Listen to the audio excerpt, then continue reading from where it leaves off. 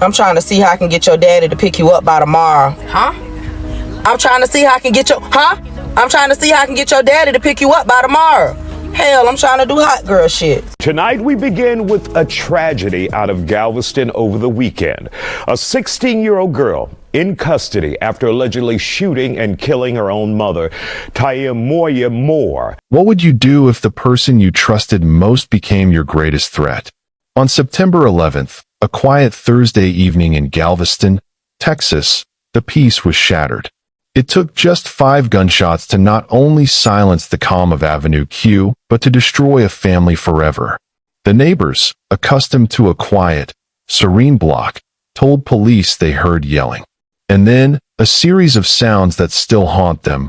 Boom, boom, boom, boom, boom. Have you ever looked at a home and assumed everything was fine behind the front door? Has something like this happened in your own community? We often see what people want us to see. But the truth is, the most violent storms can be hidden just beneath the surface. And that's exactly what happened here. When police arrived at the scene, a woman, 34-year-old Tiamoya Moore, was found bleeding on her porch. She had multiple gunshot wounds. The witnesses at the scene offered a devastating account. Have you noticed any previous issues at the home? No. That's what makes the shooting all the more surprising for neighbor Graciela Molina, who lives across the street. She says she was checking her mail last night when she heard yelling. She was screaming. She was screaming. And I hear boom, boom, boom, boom, boom. Like, I hear 5. Bullet holes visible in the walls of the home and other nearby houses. This neighbor says he was startled by the gunfire. Yes, I was in the kitchen and I hear the shots and we come out and then all the police car. This area is pretty calm. There's not really that. This street is kind of busy, but it's still calm here. Cecily Henderson with the Resource and Crisis Center of Galveston County says when it comes to avoiding family violence, communication is key. The person responsible for the shooting was believed to be Moore's own 16-year-old daughter. The daughter had fled. A daughter, the very person Tiamoya had dedicated her life to. But what could possibly drive a child to commit such an unthinkable act against her own mother? This is a story about more than just a crime. It's a look at the warning signs we often miss and the tragedies that can occur when unspoken pain goes unaddressed. Stay with us until the very end, and you'll understand the full story behind this tragedy, and perhaps see how to prevent one of your own. Welcome to True Crime Footprint, where we unveil the darkest mysteries and the most terrifying true crime tales. Kindly hit that like button, subscribe to this channel, and turn on the notification bell so you never miss any of our new stories. Your support keeps these stories alive. Before that Thursday night, Tiamoya Moore's story was one of incredible warmth and resilience. She was born in Lamarck, Texas, and like many, she had faced challenges in her life. But by all accounts, Tiamoya was on a path of profound personal transformation. She had found a new sense of purpose and direction through her faith, and she was committed to changing her life around for God. Her friends said it was a change you could feel. Tiamoya's devotion was most visible in her role as a mother. She was raising 5 children and, according to her childhood friend, Alicia Giesinger, she would do anything for her kids.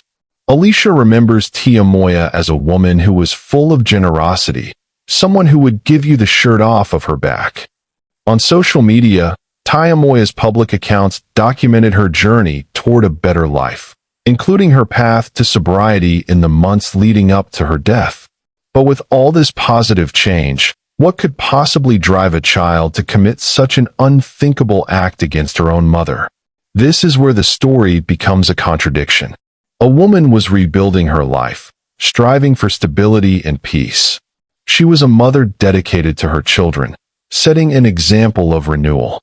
Her path was one of increasing hope. But as Tiamoya fought to become the mother she wanted to be, inside her own home, a different battle was taking place, one that would cost her everything. Domestic violence isn't always physical. It can also be emotional and psychological, where one person controls another. The key is to pay attention to sudden changes in behavior, isolation from friends or family, or constant fear and anxiety. If you see these signs, for yourself or for someone else, it's a call to action. There are resources available, and you're not alone. Help is out there. The neighborhood on Avenue Q in Galveston was the kind of place you'd never expect a tragedy. Neighbors described it as a quiet, peaceful residential enclave with no problems. It was the sort of street where life seemed to move at a calm, predictable pace. This outward appearance of peace is exactly what makes the events of that evening so unsettling. The violence came as a complete shock to residents, who had no idea what was happening behind the closed doors of a home they passed every day. This case forces us to confront the difference between what we see and what's truly going on. It's a powerful reminder that domestic situations, regardless of how calm they appear from the outside, can hide severe tensions. These tensions can build over time, silently, in a way no one on the outside could ever predict. The fact that the shooting was a surprise to everyone who lived nearby shows just how effectively family struggles can be kept from the public eye. But with all this hidden reality, what could possibly drive a child to commit such an unthinkable act against her own mother? The point of no return. That hidden tension, the one no one on Avenue Q saw coming, had reached its peak. It had been building, unseen and unheard, inside that home. At exactly 7:49 p.m. on Thursday, September 11th, that hidden tension exploded into violence that would echo through 5 devastating gunshots. For neighbor Graciela Molina, the sounds were a clear sequence. She heard screaming from the house, and then a series of 5 distinct, rapid shots. This was no accidental discharge. This was intentional. The sound immediately sent a jolt of terror through the quiet street, causing neighbors to run inside and lock their doors. Within moments, the first 911 calls began to flood Galveston Police Dispatch. Officers and EMS arrived at the scene shortly after 7:50 p.m. They found Tiamoya Moore on her porch, her body suffering from several gunshot wounds. The officers immediately administered first aid, a frantic attempt to save her life. She was rushed by ambulance to UTMB Health's John Seeley Hospital, but despite all the life-saving efforts, it was too late. Tiamoya Moore was pronounced dead at the hospital. In the midst of the chaos, witnesses at the scene provided police with the shocking truth. They reported seeing the person responsible for the shooting flee the scene on foot. That person was Tiamoya Moore's own 16-year-old daughter. The news sent a wave of disbelief through the officers and the community. Tonight at 9, loved ones are speaking out after Galveston police say a mother was shot and killed, authorities say, by her daughter. Fox 26's Leslie Delaspore spoke with the family about how they're processing the pain. A 16-year-old is now in custody facing murder charges, according to Galveston police, who say she allegedly shot and killed her mother, 34-year-old Tiamoya Moore. One family member told me she's not only heartbroken, but confused. The last couple of days, I've been feeling like I'm losing my mind. I was questioning, why? Why would you do this to your own mama? I just can't believe she's gone, for real. When you got the news, I was devastated. Didn't want to believe it. Tia will give you the shirt literally off of her back. Tia loved her kids, would do anything for her kids. She was very spiritual, very into God, changed her life around for God. I just want to know what really, what caused for that to get to this point to where you had to take your own mama's life. Galveston police say just before 8, they responded here to Avenue Q, where they found the 34-year-old down on her porch with multiple gunshot wounds. The suspect, it was reported at the time by witnesses that the suspect had fled the scene. While the location in the 5100 block of Avenue Q was an ongoing crime scene, at some point while investigators were there and performing their investigative duties, the suspect came back up on location, and she was taken into custody at that time. Alicia tells me the family is processing this loss, including Tiamoya's other 4 children who are now without a big sister and a mom. If a child is troubled, then a child is troubled. You can only help them so much. I was so mad at first, but as I got to talking to people and actually just thinking about what might have really happened, or mental health is real. It's gonna take me a lifetime to get over this. What could possibly drive a child to commit such an unthinkable act against her own mother? This case is full of psychological complexities. I'd like to know what you think. What goes through a person's mind in a moment like this? Share your thoughts in the comments below. Yeah, I just had to take the motherfucking shit of my life. My motherfucking stomach was... But here's where this case becomes truly haunting. The 16-year-old suspect did something that defied all logic and revealed the depth of her psychological crisis. After the shooting, the 16-year-old suspect ran from the house. This initial flight might be interpreted as a natural reaction, a panic response, or a desperate attempt to escape. But what happened next makes this case so deeply complex. While police were still processing the scene, the young woman returned to the very place where the crime had just occurred. She walked back calmly, approaching the officers and surrendering without any resistance. This decision to flee and then return defies typical behavior. It suggests a profound internal conflict. Was it a sudden crisis of conscience? A deep state of shock? Was she so overwhelmed that she felt drawn back to the scene, unable to fully comprehend what had just transpired? The act of returning and peacefully turning herself in hints at a state of mind that was severely disturbed or conflicted in the aftermath of the alleged crime.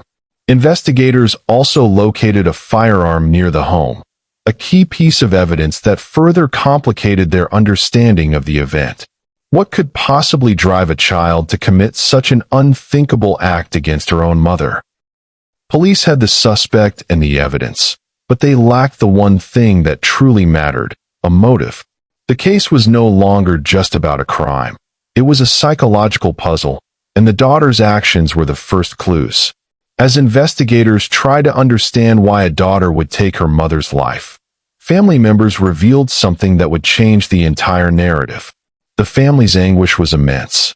Not only were they mourning the loss of Tiamoya, but they were also grappling with the unimaginable actions of her daughter and sister. Tiamoya's childhood friend, Alicia Giesinger, spoke for many when she expressed her confusion. She said she was initially angry with the accused, struggling to understand the motive. But then, after speaking with others, her perspective shifted completely. Alicia offered a single quote that changed everything. "Mental health is real."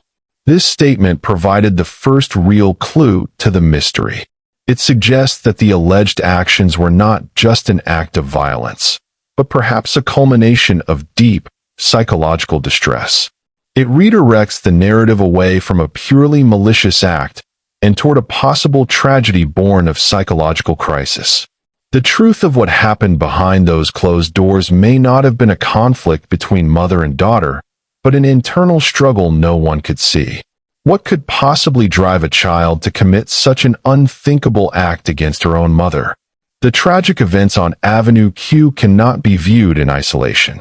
They intersect with broader issues concerning juvenile crime and the justice system.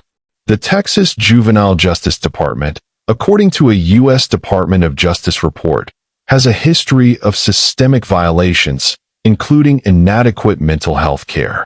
This reveals that the very institutions tasked with rehabilitating troubled youth may be failing to address their complex psychological needs. If you or someone you know is in a relationship where psychological or emotional abuse is present, understand that it can have lasting effects on mental well-being. It is crucial to seek help from a professional. Mental health crises can escalate quickly, and reaching out is a sign of strength, not weakness. Resources like the National Domestic Violence Hotline can connect you with people who understand and can help you create a safety plan. Have you ever found yourself in a similar situation? Sharing your experience can help others who are going through the same thing. Please comment below, and if you or a loved one needs help, seek it. But as the case moves through the legal system, one question haunts everyone who knew Tiamoya. Could this tragedy have been prevented? Share your thoughts on the comments below. Tiamoya Moore's daughter is currently being held at the Jerry J. Esmond Juvenile Justice Center. While she is a minor, she could be tried as an adult.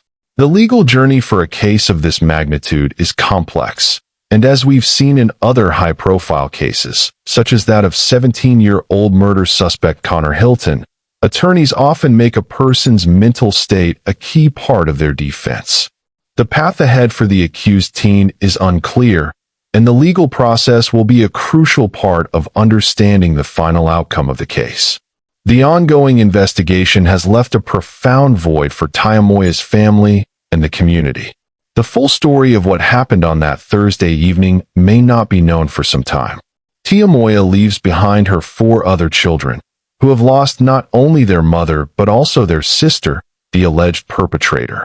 Their family has been fractured by an act that has left them with more questions than answers. The community, like the family, is struggling to understand what could have driven this quiet, peaceful street to become the scene of such violence. What could possibly drive a child to commit such an unthinkable act against her own mother? Tiamoya Moore's story is a tragic case that lays bare the hidden fractures within families and the profound societal challenges of mental health and adolescent violence. If you or someone you know is in need of help, do not hesitate to reach out to the National Domestic Violence Hotline. Additionally, resources like the National Alliance on Mental Illness, NAMI, can provide support and guidance. Please share this video to help raise awareness about these critical issues and help others who may be in a similar situation. The tragic silence of Avenue Q reminds us that behind closed doors, families can be fighting battles we never see. Tiamoya Moore's story isn't just about one family's tragedy.